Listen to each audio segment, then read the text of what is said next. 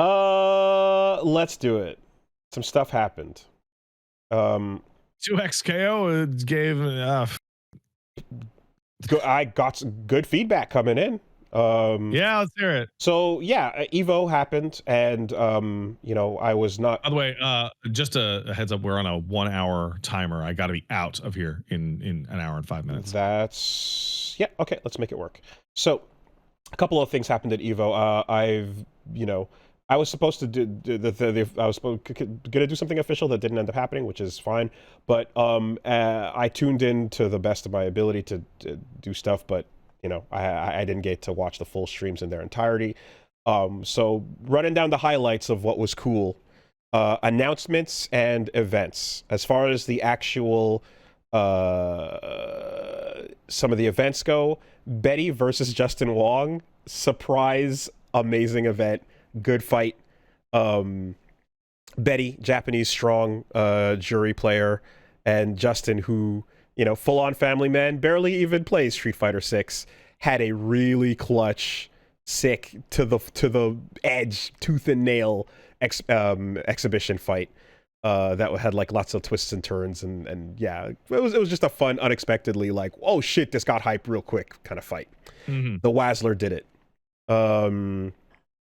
Beyond that, hey, guess what? Meta RD is fucking unstoppable. Just straight. I'm glad that we live in the Blanca timeline, the timeline in which you don't play Blanca anymore. There you go. You know, which is, yeah, that's fine. That's okay. Allergic to top tiers, just allergic to it. At the end of the day, too. I mean, it's like I pick a character, and if I'm having fun, well, whatever. We don't have to break this down. But yes, Meta RD is incredible with Blanca, and is a fucking goat. You know, Tekken is they had the Anna finals, Arslan Ash won there, and man, that is Arslan Ash won again. I mean, at this point with Meta just like crushing 3 championships, you're going like, okay, so what's the record to go like all time, you know, all time greatest in a particular game, especially in a row. Right now him at 6 is like convincingly uncontested compared to like other entries. If you combine NetherRealm games, where's Sonic Fox at on that? That win I mean, not just NetherRealm, but counting everything, Sonic Fox did beat Justin's record, I think, for the 7th Evo win. But that's crazy. but I think but not crazy. just one, not just one, or eight, excuse me, 8. Jesus. Not just one company. With the announcements, some cool shit showed up. So one, how the fuck about that Stella Bryant versus Akira Virtua Fighter 6 teaser? That was gorgeous. Little training room action. I may have gone over that with a fine-tooth comb. If you don't want to listen to me talk about it, Rooflemonger has a great 14-minute video up. Going over. So the coolest thing about it, which we saw a little bit in the preview trailer before this, was the blocking animation and how dynamic it is when you see Akira. Yeah, it is. It is exactly as dynamic as it was going to appear. It's very custom for everything. Akira is like throwing his hand up and parrying and deflecting and guarding, and it's just blocking, but like it's making the block look like a real fight, you know. And that part of it just looks fantastic. It's also a breath of fresh air because you're just seeing the characters silently, mind you, fight on a training stage and move and do buttons, hit each other, do some combos, little bit. But the comparison between that and Tekken's like fireworks show, which currently Tekken like players are upset about how much that it's become so spectacle oriented and it's losing its way from the pure fight. Virtua Fighter looks so pure. You know, Virtua Fighter had 2 characters fight on a featureless stage to no music. They didn't even go, they made no barks. It was as dry as it possibly could have been. And I was like, yeah. RGG Studio understands the assignment 100%. Silent match, and it looked great. Very clean. It looked great. I love that there's like a heat move style cut of like, Stella kicking Akira in the face and like, oh my god, it's so dramatic. It's the round ending strike. Yes. It's not It's not in the fight. It's completely Yeah. separated from the gameplay. Cinematic moment for the KO only. Also, they side announced that they're putting Dural back in VF5 in the. That's stupid. That's crazy. Can't wait to see what happens there. That's batshit. Are they? That must be a rebalance because this is a competitive version. It must be because Dural is so fucked. Completely unfair. Dural is so ridiculous. She's a Necrid of all the best moves. It's like a weapon master, and then in Virtua Fighter having all the best moves is like batshit. Fucking Kage Izuna drops into Jackie flip kicks into just everything. Oh, Dural is not tournament or online legal. Okay, so unbalanced. So there you go. She is as she is. Akira shoulder block and then Jackie flip. Yeah. Then we got a lot of coverage of Tokon Fighting Souls. Marvel. There was some folks playing matches at the stations, and then that some of that got uploaded for day one. A lot of people very confused about the flow of the game, right? So it's got a lot like standardized inputs and like easy things all over the place, but it also has like 40 systems on top of one another. It's an Arc System Works game. So it's more like the systems are actually fairly simple, except for there's one concept, which is assembling, which is very complicated, right? Like everything else is pretty much just like, it's Dragon Ball Fighter Z again. But if I knock them up and then I knock them down, I can tag my guy in. But then there's assembling, and assembling has a whole lot going on with it. For one thing, day one, people were confused and couldn't really find their routes and were not sure about the feeling of it. There was some awkward footage and some awkward play, and some people walked away feeling like unsure about it. And that's coming from the thought that if you try to play it like Marvel vs. Capcom, you will be unsuccessful. You need to play it like Arc Sys games and like a Dragon Ball game is what comes to mind in particular. Yeah. But one of the features is that like when you call in assists, they come in and then they do their little help, their move, but you can't just switch to them right away at any time like you could in like more free flowing like Infinite style games or so. There's a window of time of opportunity that has to happen after they finish their move and they're posing. And that means that like you slow down how quickly you tag back and forth between characters. 2XKO and Marvel Infinite are like stream go, right? Just put both on the screen, jump back and forth, handshake. And that pressure is pretty nuts. And I mean, it makes for an exciting game. In this case, they're going with a different flow to that. The other thing in particular is, as a newer Arc Sys game, there's a lot of screen transitions, there's a lot of slowdown moments, there's a lot of hit stop, and things are going to, every time a new character has to reassemble on your team, you're going to have a wall break style moment occur, you know? They really love those fucking wall breaks. So fucking throw a wall break, you man. That's crazy. It became really evident watching full matches that, when they made Strive 3v3, they were just testing for this game. Oh, yeah. That's all that was. That whole feature that came out of nowhere where we went, why?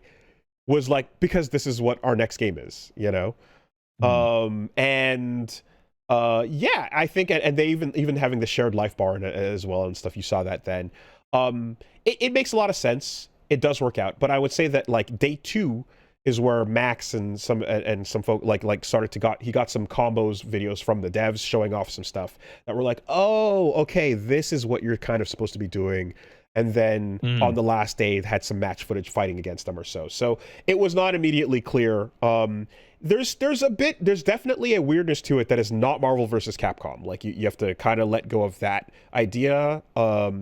In terms of like how it feels and how the rhythm of the game goes. But it is similar in that you're seeing a ton of Marvel characters on the screen doing stuff, you know, all at once. That is clear, but game feel is a different thing. I think the way that your assists come on and the fact that you have to assemble your team from a 2v2 fighter into a 4v4 fighter is really genius. Yeah. I think it's really smart. I like it. I think it's because Giving somebody a 4v4 team right off the bat, Jesus Christ, that's fucking intimidating. That's a lot, man. That's bananas. It's doing its best to de-emphasize how much you need a full team, right? They really want you to feel like you can pick one and then just use them and focus lightly on the others as they eventually join in. And if you're feeling confident, hard tag to them, but like really it's up to you, you know?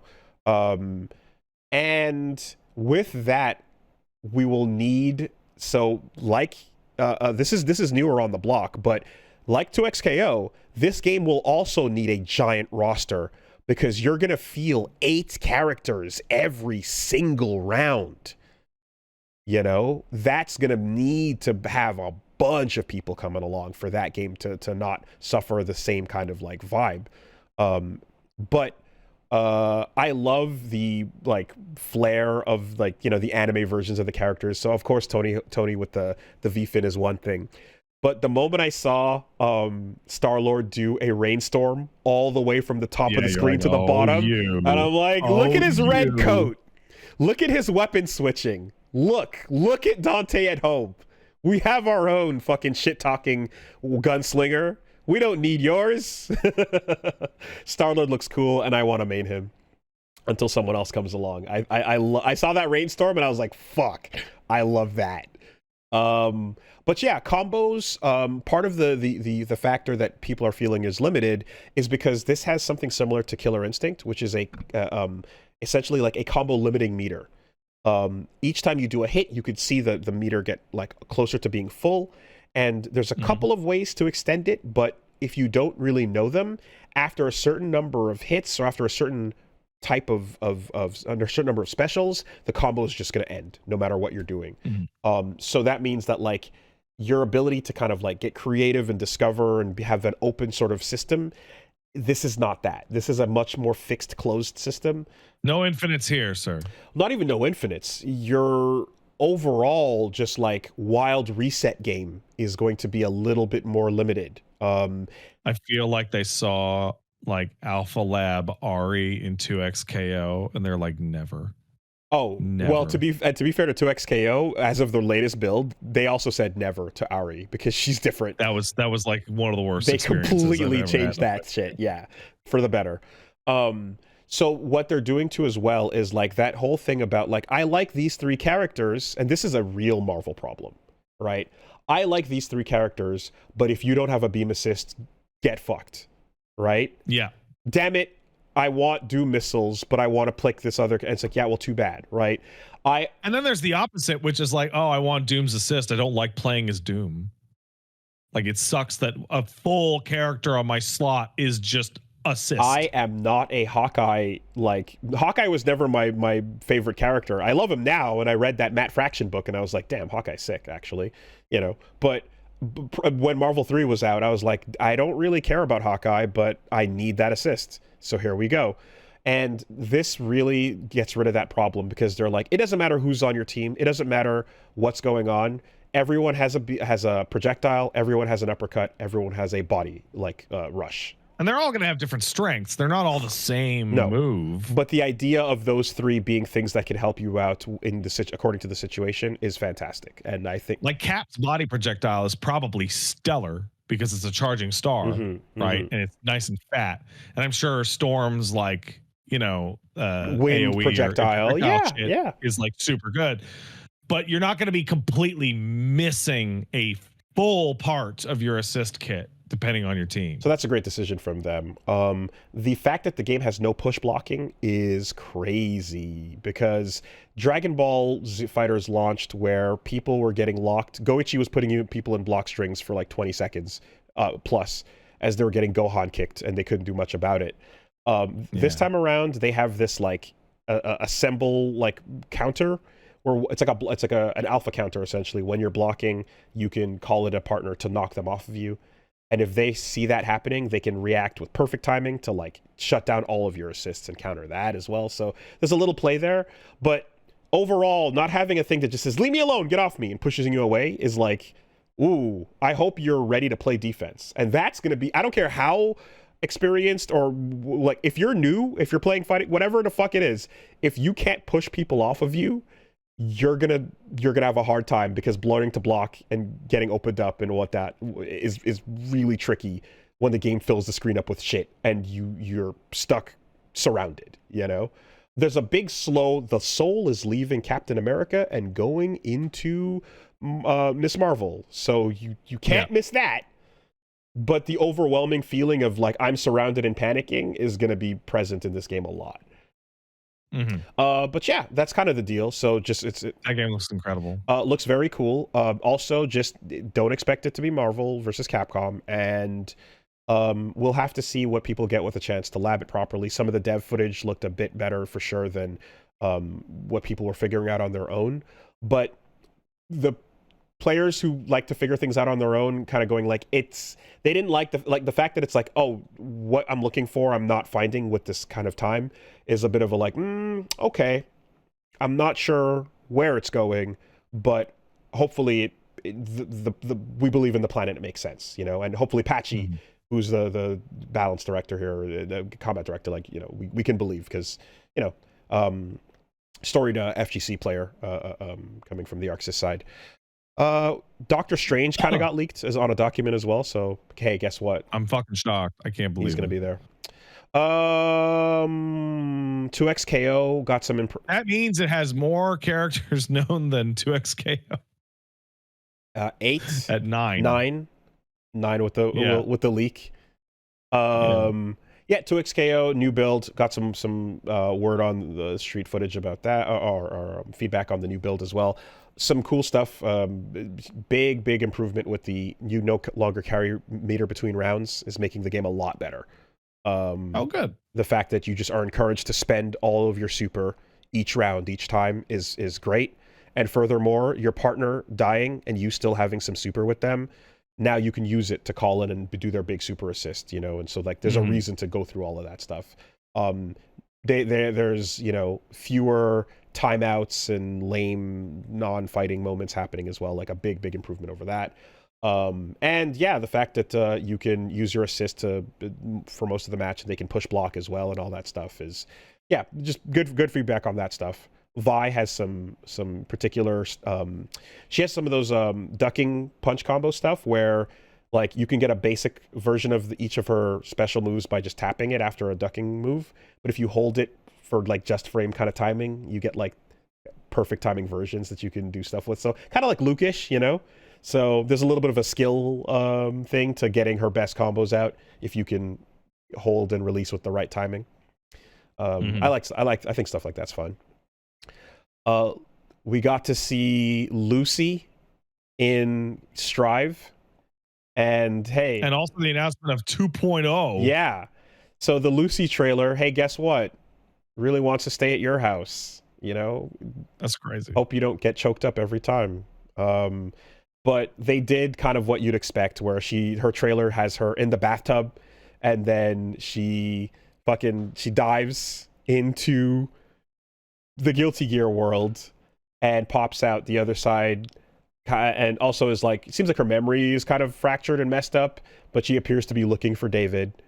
Yeah, you see in her moveset she's doing a bunch of whip stuff, which is all fine. She's a whip character. She's got the guns as well. But the coolest thing, you see her hit you, and the person gets hit, and you see some of that black wall energy coming off of them as well. The coolest thing is the screen freezes, and she goes into a quick hack screen and starts selecting quick hacks and stacking them up in the trailer. And I'm like, that is awesome, right? It's kind of like when Asuka is like stacking through his deck. So hacking in mid-fight is really dope. So yeah, that's all fine. And the 2.0 kind of teased artwork for Robo-Kai and Jam Kuradaberi. So guess what? I fucking love Robo-Kai. Yeah. Everyone loves Robo-Kai, everyone loves Jam. So they're coming back. Good stuff. Guilty Gear Strive going healthy into its fucking 5th or 6th season. Like they're doing it. The things are doing well for them. They're thoroughly supporting this game 5 years in. Also, why wouldn't someone from the world of Cyberpunk be able to hack into the Guilty Gear world? It is the backyard, after all. Oh, God damn it. Did you think we were going to get out here without the backyard I was coming up? hoping. I was hoping. Fucking backyard, so fucking stupid. I tell you, man. And then you got Tekken just announcing these characters, and you're like, wait a minute, that character has the same face as those other characters. Like, you mean Armor King? Yeah.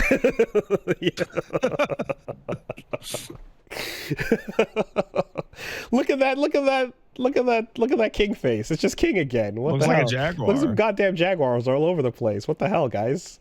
God, fucking at least mix it up a little bit. Armor King had the coolest trailer. He looks really cool. In the context, of course, of Tekken 8, you're seeing like these insane lockdown, set play moments and heat rush, all that nonsense. But in terms of just the spectacle of watching him do sick ass wrestling moves and spitting poison mist, lighting his hand on fire, doing all these cool like specials where he breaks the ring. Armor King is the sickest. Armor King fucking rules, and drops you through a table as his win pose. Awesome. I love you, Armor King. Armor King's not as much as Wolf, but hey, Armor King's a badass. I love fucking. And then they showed off the next character, Mighty Zo, who is Malagasy and comes from Madagascar, and that's shout outs to a character getting representation from Madagascar. That's a cool location. I've always loved the like there's a lot of, it's like a New Zealand style place where you're just like, man, you couldn't mistake this for anywhere else. It's gorgeous, beautiful island. And the character popped up and I was like, that vibe really does look a lot like the previous characters Tekken has released. And it is unfortunate that she's easily mistakable for a Christie or a Azucena or a Josie Rizal and so on. And it's like, there's an accuracy, there's a face model that we have seen, and there's a real person they're basing that on, for the accuracy of the culture. But with Tekken, there's a bunch of characters that kind of look like that, unfortunately. So it's just like, man, this was a good opportunity to kind of like have someone that stood out a bit more, and it just doesn't, nothing. She's cool, but yeah. And then the concept art certainly has a different kind of face where you see maybe we're beating a dead horse here, but more freaks. Sure. Oh, but more freaks all the time, every day. In this particular case, though, with Tekken, there's a thing that's called like Tekken girl face, and there's a meme where they all look like Julia Chang with different skin tones. So if you take the Anna haircut and put it on top of all the other girls and go find Anna, it's a game you can play. And you know what? I did find Anna, and I knew who Anna was, because the trick was, I'm like, none of these have their eyebrows showing because they're in the wrong place, but the only one that does is because it was designed for this haircut. So the one where the eyebrows are showing correctly is clearly Anna. But still, Find Anna and Tekken girl face is an issue. And yeah, they're not getting as distinct from each other as they ought to be. And I find, that's like, they're pretty, but in the meantime, fucking Chun-Li looks nothing like Cammy, looks nothing like Kimberly, looks nothing like Marissa, looks nothing like Juri. And I much prefer, like, Zafina looks different, is different, and there's a couple more pronounced instances, but there's kind of a safe, pretty girl face that they tend to sort of use a lot, and I think this would have been a great instance to not do that. Sea Viper looks dope as hell. Love that outfit. Can't wait to see the baller ass just original outfit as well, the original black suit, but the cool looking white one with the shoulder jacket is awesome. Not much to say, but besides, hey, look, it's exactly what we expected.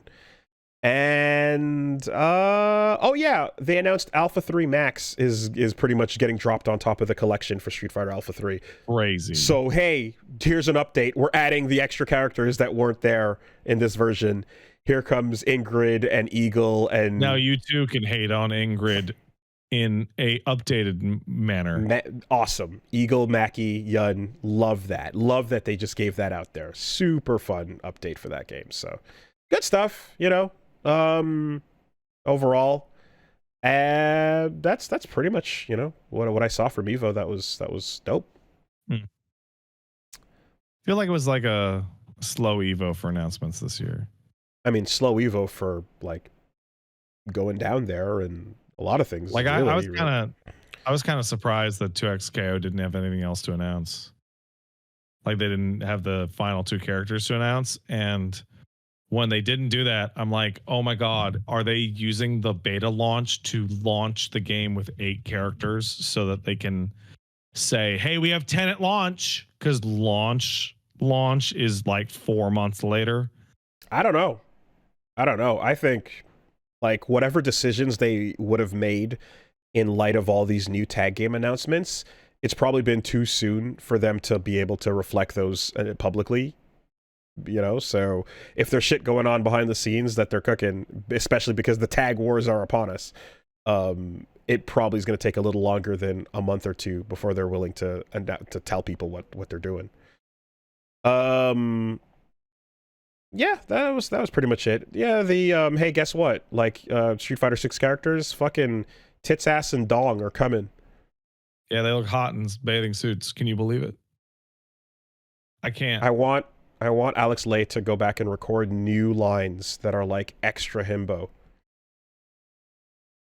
I'm super interested in seeing what Geef's like bathing suit is going to be. Okay. Like I'm baffled. I'm totally baffled as to what it could be. So I have been told by gay men that there is a way to, it's not about just being randomly naked, it's about emphasizing particular parts of the body in a slutty manner, right? You think they just put them in a crop top? So if you have a really low cut or like even some kind of corset that kind of like amplifies the parts, that's way hotter than just having someone standing there naked.